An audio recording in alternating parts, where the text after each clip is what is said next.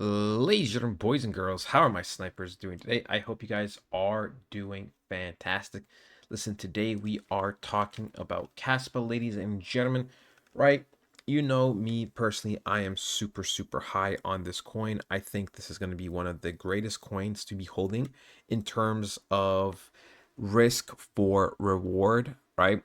I made a tier list the other day, pretty much saying that I feel really safe holding this coin, which is why I also put in a good amount of money when things dipped a lot.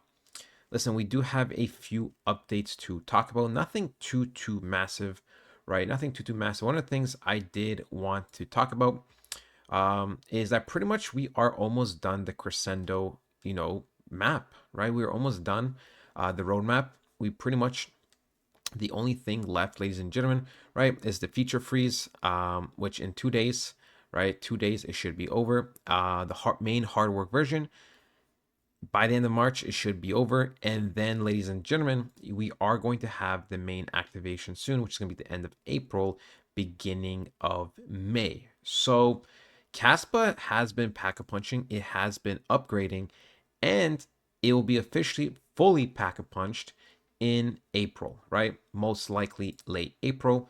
We can see Caspa will undergo a hard fork to 10 BPS in late April. This upgrade will increase block rate and transaction throughput. So very bullish, right? We know the test was absolutely successful.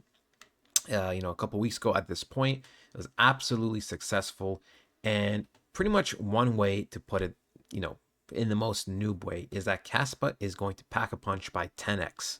Yes, it is literally going to become 10 times better because it's going to be 10 times quicker, right? And, this is why I like this team. I know some people have some mixed opinions and this and that, but generally speaking, I do really like this team. They have been constantly putting in the work, and there's consistent updates. There's no delays. There's no this, there's no that. It's just constant work, which is why I appreciate Caspa. Now, there's one thing I did want to share, right? This video over here pretty much shows how much faster Caspa is going to be at the 10 BPS compared to Bitcoin. So we're going to play the video. We're going to just be seeing how, the difference in how many blocks are being produced, right? Caspa's proof of work versus Bitcoin's proof of work. And we can see Caspa is like Dash from The Incredibles, right? This boy is just constantly smashing the game, while Bitcoin is literally like probably a million times slower than this, right? You can see at that current moment, we're at 240 blocks. Bitcoin is only 5% through one block. So, yeah, this is why people say Caspa is the new and improved Bitcoin, which I mean, in many ways it is, right? In many ways it is. I don't think institutions, though, will necessarily ever make Caspa the number one coin. I do think if, let's just say, 20, 30, 40 years from now, where crypto has evolved to new levels and there's cryptocurrency everywhere, and, Caspa has constantly evolved and etc., then sure, maybe one day Bitcoin will fall. Things will be different. But at the moment, pretty much big money institutions, they love, they just love going at the top asset. And it doesn't have to always be the best. Okay. That is the reality of life. That is the reality of everything, right? Big money will always double down on themselves, regardless of even, if it's the best thing to do, right? Even if it's the best product, because they have control. It's easier for them to manipulate. And at the end of the day, they only care about themselves, people. So cool, interesting things from Caspa. We will dive into technical analysis now for the remainder of the video, right? We can see, generally speaking, that we have been recovering very nicely. Very bullish, right? Absolutely bullish. Um, we are pretty much creating a reverse head and shoulders at this point, right? Which is absolutely one of the most bullish signs there possibly is.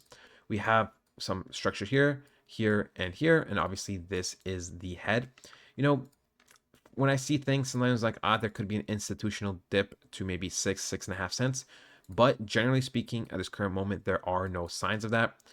For me, Caspa is going to do absolutely great. I think Caspa's price will be very solid, right? I know some people are a little bit skeptical about certain, price predictions, about altcoin season, generally speaking, but I do overall generally believe that the better times are coming to us, right? That they are coming to us, and that we will be looking to pretty much start expanding sooner than later. We can see that even from a trend line perspective, right? Trend lines are very important to place accurately because you don't want to misrepresent a picture. As another confirmation, we have broken out from a trend line, we had the retest, and now we're looking to push further up. If you want my full flip on Kaspa to say we are 100%, 110,000% bullish, we have to pretty much flip the 9.5 cent zone, right? That would confirm that we most likely would never come back to these low areas. And look, at this current moment on a monthly candle, it's looking good, right? It's just looking like a doji type candle pretty much, which indicates very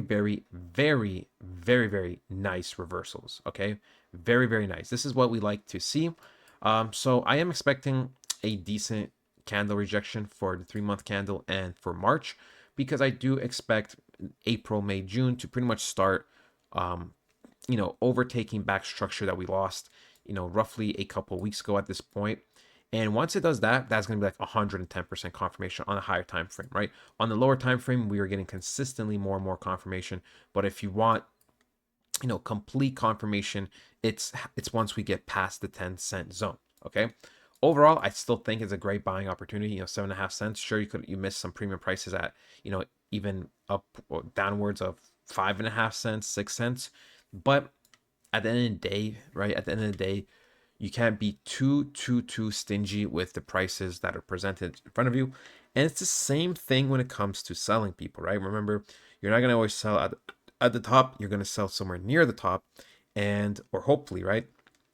And the main thing at the end of the day is to make some money, right? Even from a Fibonacci standpoint, if we take it from the very top to, I'd say, the relevant bottoms over here, we have gone down over 88% retracement, right? Which means it was at a very cheap and nice discount.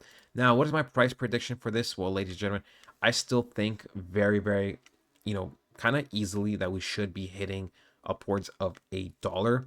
Um, Caspa hitting $2 to $3 range is not out of the realms of possibility, but we have to take like a step one step at a time, pretty much, right? One step at a time to get more and more confirmation.